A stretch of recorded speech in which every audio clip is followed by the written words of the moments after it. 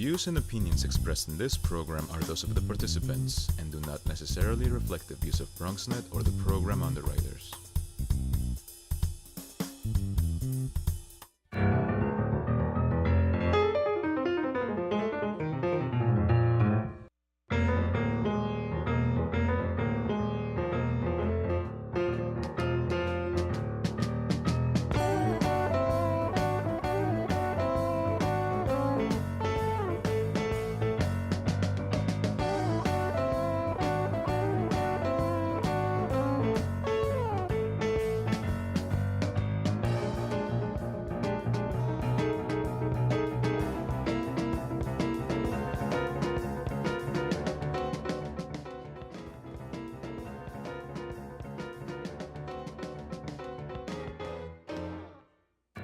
Good evening and welcome to BronxTalk. Tonight, it's the debate for the Democratic primary in the 8th City Council District, a district that includes East Harlem and the Bronx neighborhoods of Mott Haven, Highbridge, Longwood, Concourse, and Port Morris. The current council member, Speaker Melissa Mark Viverito, is term limited, and so beginning in January, there will be a new council member representing the people of the 8th Council District. Two of the candidates who are on the ballot are here with us tonight, and they are Tamika Mapp, who is a community activist who volunteers for a not-for-profit teaching aspiring entrepreneurs, and she also runs her own business. And Robert Rodriguez, currently a state assemblyman and a former community board chairman. Unfortunately, two candidates who are on the ballot are not here. Diana Ayala declined to participate, and Israel Martinez could not be reached. Tonight's debate is co-sponsored by the Bronx Times, the Bronx Free Press, the Norwood News, and the League of Women Voters, a nonpartisan political organization that advocates for informed and active participation in government and works to increase understanding of major public policy issues. The primary election is Tuesday, September 12th, and all eligible voters are certainly encouraged to vote. Candidates, in tonight's debate, I will direct a question to one candidate. That candidate will respond, and then we will have a free-flowing dialogue that each candidate can participate in, with the original respondent having the final say on the question before the next question is asked. At the end of the program, each candidate will be given the opportunity to deliver a one-minute closing statement. Please note, tonight's questions include those submitted by the candidates themselves. By prior agreement, the first question will be directed to Tamika Mapp. Good evening, Ms. Mapp. Thank you for joining us. Thank you. So let's talk about experience. Experience can be a double-edged sword. On one hand, of course, legislative experience can be seen as important, but many in the Bronx are skeptical of that sort of record because they want fresh blood and community experience that they can relate to. What is most important here? Most important is my experience of being a community activist in the community and in the district. My experience of being a Girl Scout leader that inspire girls to speak up for themselves and to be an active part of the whole district. My experience of the 596 acres advocating for community land access. My experience on promoting family court reform by making sure that all parents have equal access to their children. And most importantly, the experience of going to elected officials demanding that our minimum wage be increased, and by that, you know, we slowly getting the minimum wage increased to $15 per hour. So that's what I count as my experience. Thank you very much. Mr. Rodriguez? Sure, I think residents of the Bronx and certainly East Harlem want someone who has the experience to be able to deliver for their community, particularly in areas that they need it. And having served both as the chair of a community board, so being involved in the community on the grassroots level as a volunteer, and then eventually chairing that community board, helping us to find directions that eventually led to a great deal of policy successes when we talked about affordable housing and creating guidelines on the community level. As a legislator and assembly member, I was able to have a clear understanding of what affordable housing was needed and be able to go fight for that in Albany. So when we talked about NYCHA issues and what's impacting us, being able to get results from our community and get the state to start investing in New York City housing. Those are results that I think I was able to bring, but that's where you can put together community experience and legislative experience to provide real results for the community, and that's why I think experience does matter. Okay, and you get the final word, ma'am. Experience does not matter when they have a legislative background. It just takes the relationship building skills that I have to make sure that everybody's voice is being heard. Okay, thank you very much. Mr. Rodriguez, the 8th Council District is split literally in half between Manhattan and the Bronx, but both of you have been Manhattan-based. In the Bronx, there is always concern that it's people from elsewhere making decisions for us. What is your vision of the Bronx half of this district, and what defines it as distinctly Bronx for you? And a second part of it, yes or no, will you pledge to open a district office in the Bronx? So I'll do the second question first, because I think, yes, you must have a district office in the Bronx, because what's happening there so dramatically even outpaces what we may have seen with respect to gentrification in East Harlem over the last 10 years.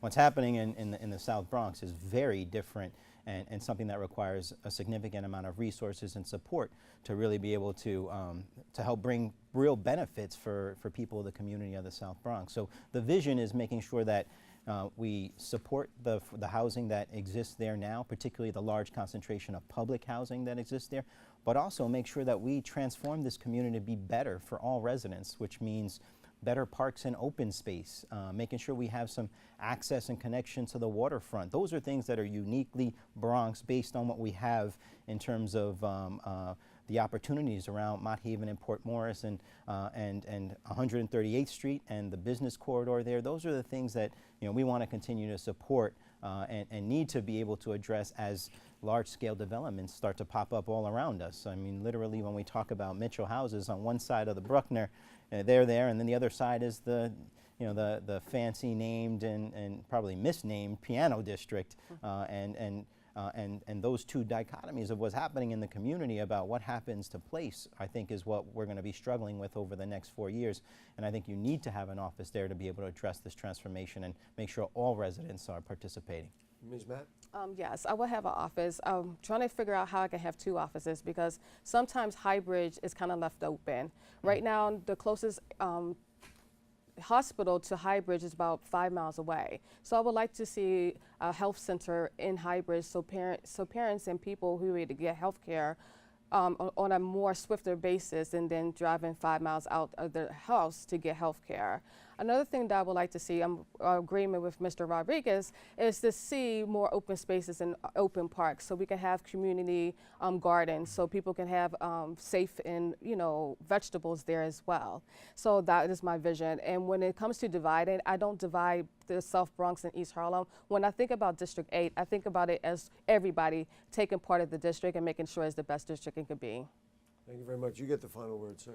So I think when we look at what's happening there, we want to make sure that there's a place for all the small businesses that are there, as well as for the residents there to be able to participate in making sure they get the services that they deserve, which right now they're not. When we talk about public housing, they're not getting what they deserve. Transportation, limited access. We've got some work to do, and I look forward to being able to push forward some of these initiatives. Let's follow up, Ms. Mapp, on some of the items that came up, in particular about gentrification. The Norwood News, BronxNet, and WFUV collaborated on a piece in this week's Norwood News about South Bronx fears of gentrification. The question is, can you develop the Bronx, bring in new money, and not force people out? Can it be done? Yes, it can be done. And that's when community participation and community input takes a part, right? Because it's the community's job to actually hold elected officials accountable for things that's coming in. So once we know our community needs and the community don't want, it's our job to advocate for those communities. So I'm going to be very adamant of no to rezoning and making sure that we bring rent stabilization and affordable housing for all income brackets, and I will be standing strong in my voice to make sure it happens. Let me just follow up real quick, and then of course both of you can weigh in on it. There are two very large development projects that one is almost fully approved and the other one certainly has been approved, and I believe they just broke ground. What do you do with those projects at this point, or is there anything that can be done that will ease the burden of gentrification on people in the surrounding communities? I mean, the project is already finished. And started. I don't think I can go and change it. I can look at the model and make sure that their voices of not being met in that project for the next project to make sure that things is happening in the second project that come around. If they're not holding up to the end of the bargain by bringing affordable housing, that's my job to make sure HPD is accountable to make sure that they have the affordability there as well. Because HPD has a lot of control. They can write mortgages and they can demand certain stipulations when it comes to mortgages when it's developing for affordable housing. Okay, Mr. Rodriguez, there's a lot there. So No, I think we absolutely have a responsibility as a council member and as a community to make sure that whenever there's city subsidy and or benefit, that we're getting the affordability that we should be getting out of every one of those developments. And whether the deal has been agreed to, approved, or done, there's a responsibility to make sure that those agreements are made, particularly around community preference. Right? When there is city support in any project, making sure that members of the community are in these developments that are ultimately broken ground on and unveiled is important to making sure people can stay in this community. And that's important for any new developments moving forward. Now, I think what's particularly important about the South Bronx is making sure that we have a comprehensive vision and plan of the kind of development that we want to see. And that needs to come through community-based engagement and discussion about saying, this is what our community is, these are the income levels that we want to target. We did that successfully in the East Harlem part of the district, and that's something that I think is helpful towards providing direction towards not just the council member, but the city in terms of saying what this community wants to see in terms of future development. So I'll follow up in a way the same way with you. The Somerset project is happening.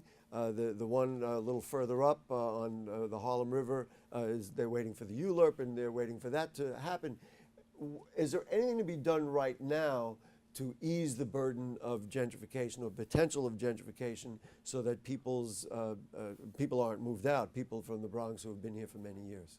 Well, the good thing about ULURPs means that there's a lot of opportunity for input. And if it's going through the ULURP process, that means it's not done.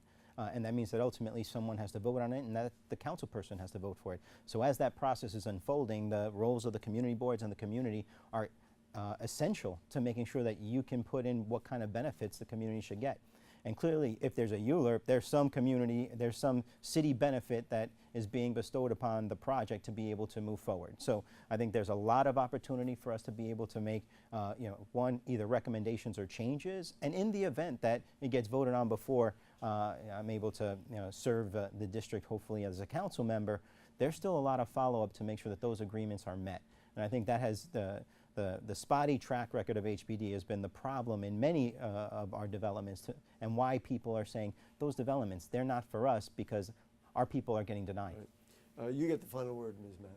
Oh, I'll just be holding HPD accountable and looking at their 421A plan to making sure that they was in compliance with it, because I think it need to be longer than the 25 years. I would like to see it to 100 years so we can keep our rent stabilization or rent affordability in our communities. Thank you very much. Let's get further into the housing concept. Both of you had expressed without hesitation on BronxNet's In the District that housing is the leading issue for the next council member. It's been estimated that $15 billion is needed to properly repair and restore public housing. We know that level of funding right now is really not realistic. So what can be done to improve conditions for the people who live in NYCHA buildings? And that's for you, Mr. Rodriguez. Great. I think it's important that we have a dialogue about what's happening in terms of NYCHA and New York City housing, and making sure that every conversation and every revenue stream is exhausted. I'm proud of the work that we did in the Assembly, because before I got there was no investment from the state in terms of public housing, and we've had to fight to get the state to start putting in dollars. First $100 million and then $200 million in this upcoming budget. So does it get us to the $15 billion? No, but it begins to make that investment in terms of New York City housing. And I think that experience and understanding that there are resources that can come to bear when the city and the state look collectively at trying to work together. And I think that's an interesting aspect. We have both of them supporting public housing separately, but we need to have that discussion about long-term how we deal with this collectively. I'll ask a follow-up, and then I'll give you a chance on the same follow-up. Are you in favor of the idea of using some of the public spaces within NYCHA houses for private development, which has been proposed by the city? Only if there's a significant benefit for the existing community. I think we've seen in some instances, like Millbrook, where there was 100% a senior affordable building that's coming as a result of that. And then I've seen in my district at homes houses where we're talking about 50% market rate and at levels of affordability that the residents can't really participate in. So I've been against that one, and I would have supported that one because this only makes sense if the community is really, honestly, and truly benefiting. Okay, to you, Ms. Mapp, about public housing. All right, so for me, oh my goodness, where do I start about public housing? It needs a lot of work, and I think the reason why it has been unchecked for so long is no one holding NYCHA accountable for their actions. And the reason I believe is because they haven't had proper training with their maintenance guys, right? The maintenance guys is like truly rude, and when you have a maintenance guy that's rude to the tenant's not going to have them come in their apartment to fix the things that they need. I think they need to make sure the roof is being fixed and making sure that block mold is coming out. And I'm always a firm believer to say that if I had to take NYCHA to court to actually get the repairs done in a timely manner, that's what I have to do as a city council member for that district. And then what about the idea of private? I'm against that totally because of the simple fact that we could take the money that we're spending in shelters and actually put it into NYCHA to make sure that it's being fixed, because we're spending too much money in shelters right now, and the shelters is no decent condition of NYCHA.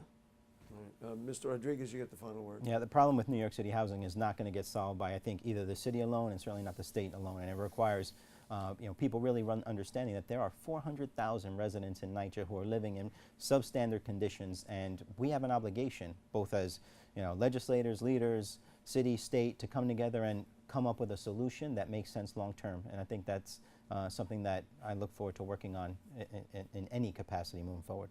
Thank you very much. Ms. Mapp, you mentioned it earlier on our program, but you also have campaigned that the minimum wage should not be $15 an hour, but $20 an hour. Yes. While many low-wage workers would be happy to hear that and love the idea, number one, getting the minimum wage hiked has been incredibly difficult to begin with, and number two, how can small businesses who are really getting killed by taxes and regulations going to begin to even think about affording $20 an hour for their low-wage workers? Well, right now, as a small business owner, there's so many tax breaks that you can actually have. If you go to the New York Business Solutions, they have a new hiring fund where they give you $3,000 to hire people. Then if you look at the federal level, there's like 15 tax breaks that you can have at the federal level too, and that equals to be $7,000, and you could take that over a 10-year period. Right? Because I do believe once you raise the minimum wage, you have people that's loyal into your business, and that's when you make more money. It doesn't going to take away from your business. It's going to invest in the community and making sure people spend more money inside of the community by raising the minimum wage. Right? We said the same conversation when the federal one went to $7.25. Oh my God, I can't afford the taxes. But in reality, when you make more money, you can't afford the taxes. And I'll be there to let you know what tax brackets you can take and tax credits that you can take and be a helping hand to make sure your business grow. Because as a small business owner, I do understand that constraints. Okay, Mr. Rodriguez? Sure. As a legislator, we fought to get the fight for 15 and make sure that we raised the minimum wage to $15 and pushed very hard to bring other partners and certainly ultimately the governor on board to making this a reality. But we know that this is something that has to get phased in, and the challenge will be how do we create job opportunities for all of the residents of the Bronx that exceed the $15 minimum wage. We want to create pathways for success and careers and that don't just include low wage and retail workers. And I think that's where the opportunity for us exists when you talk about infrastructure and building NYCHA and the maintenance works that has to happen there, and opportunities in union jobs around that, making sure that there's a pathway for all the Bronx residents there. And I think that's where our role as council members are so important in terms of making sure that we support the organizations that are training the young people in our community, because I think it's not great if we only aspire to minimum wage jobs at any price point. We should be making sure we have careers. Ms. Mapp, you got a final word. Yeah, and another thing too, when it comes to minimum wage as well, I will work with my small business owners to make sure that when people coming out of jail, they have jobs and available to them, because right now some small businesses not going to hire are felons, right? But if you look at their felon history and know where they're going, they have some selling points that they could be useful to the small business owners if they can get past their own judgments. I'm going to ask you to keep your answers short here because Okay. we are running out of time. I want to talk about transportation. Both of you had talked about transportation options as being an issue. Mr. Rodriguez, you've supported congestion pricing, but isn't that a very difficult regressive tax, making it tougher for people with lower incomes to get into the city? I don't think so, because I think the way that we address the plan is really equalizing tolling and making sure we address congestion in the busiest area, and that allows us to raise revenue to be able to do a number of things that I think are particularly important. When we talk about fair fares and subsidizing Metro cards for low-income New Yorkers, we could pay for that program if we're able to equalize some of the tolling and deal with the congestion in Manhattan. Additionally, we can expand access and improve transit opportunities for places like the South Bronx and finish up the Metro North stations that we promised in the East Bronx. And all that can happen as a result of equalizing tolling, which makes it a little bit less expensive for those folks in the Bronx who are either taking the Throgs Neck or taking the RFK, and expand access to better subway service and bus service. So I think that plan puts something on the table that we're all experiencing. Ms. Mapp will let you respond to that. Oh, for the congestion pricing? I mean, I'm all for the plan if it has an affordable ability attached to it, making sure that people that don't make a lot of money be able to access into the city at a discounted rate. I'm also for reduced fare Metro cards for those who make minimum wage so they can ease the burden to come back and forth to the city as well. Okay, and you can get a quick final word there. And I think when we talk about opportunities around transportation, this is what our district relies on for the day-to-day livelihood, getting to doctor's appointments, dropping our kids off to school, getting to work. So not only is it important that we have a strong transit system, but we deal with the fact that asthma is a byproduct of the congestion that exists on the Deegan, on the Bruckner, on the bridges, on the Willis. So how do we address that long-term for our own long-term health? I think it's important for us to look at all these solutions. We just have a moment and before we get to the closing statements, and I thought I'd ask a Bronx question. You can do it as a lightning round question. What's your favorite Bronx restaurant? Western Beef Supermarket, even though it's not a restaurant. I spend the majority of my time there. All right, that's a very creative answer. I like that, Mr. Rodriguez. Oh yeah, I'm a huge fan of Gamaway on 138th Street. It is not the biggest or fanciest restaurant, but Jeanette is an awesome cook and some of the best food, I think, in the South Bronx. Favorite Bronx park and why? Well, I like St. Mary's. They get a lot of usage, and I think they have a great programming, but I think it's the only one that we have in the southern part of the district. We really need more options. All right, that's fair. And for you? Yeah, St. Mary's Park up and down because it's easy to get to, and my daughter and my niece loves playing that playground. Well, I think people in the Bronx would be happy to hear those responses, maybe most of all because we want to make sure that any of our elected officials are very familiar with who we are. So we've reached the moment in our program where we're going to do closing statements. You each have 1 minute to do that, and we'll start with you, Ms. Mapp. All right, so my name is Tamika Mapp, and I hope that I earned your ears to elect me as your next city councilwoman, because you know that I will roll up my sleeves and get things done with my bold progressive platform. You know that I'm a community person, that I can mesh and build the relationship that's needed for our district, and to make sure that your voice is being heard, and I know that you will help me accountable for everything that I'm doing for you guys as the city council. So don't forget to vote on Tuesday, September 12th. I'm number 2 on the ballot, and you can also reach me by telephone, which is 917-310-2125, and all my social media at East Harlem Committee for Good Government at EHCFGG.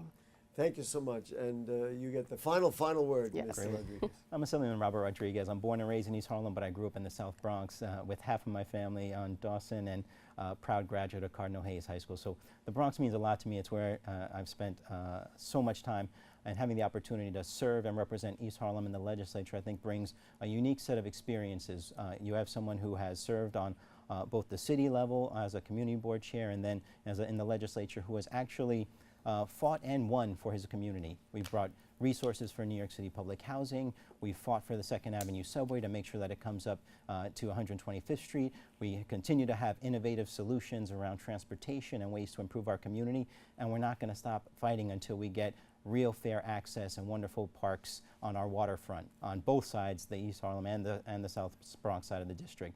So you have somebody with experience who can represent us now and in the City Council moving forward. So hope to remind you to vote on September 12th, and I'm number 3 on the ballot. Thank you very much. Tamika Mapp, thank you very much. Not a problem. Robert Rodriguez, thank you very much. You have exhibited the best of the Bronx as far as we can tell because you're here and representing yourself to the people of the Bronx. We appreciate that. And while you candidates might not agree on everything, I know you will all agree with me that every eligible voter should come out to vote on September 12th. Viewers, please note it is a primary election. Only registered voters enrolled in the Democratic Party in the 8th Council District can vote in this particular race. We want to thank our co-sponsors. They are the Bronx Times, also the Bronx Free Press, the Norwood News, and the League of Women Voters. For more information, please call the League of Women Voters at 212-725-3541. Now, next week on Bronx Talk, we'll be back to our regular format, and we will have Michael Blake, who is an assemblyman and also a vice chair in the DNC. So that'll be a very important show for us. We thank you for watching. We thank our producer, who is Lindsay. Our director is William. And please make sure to get out and vote on September 12th. Good night.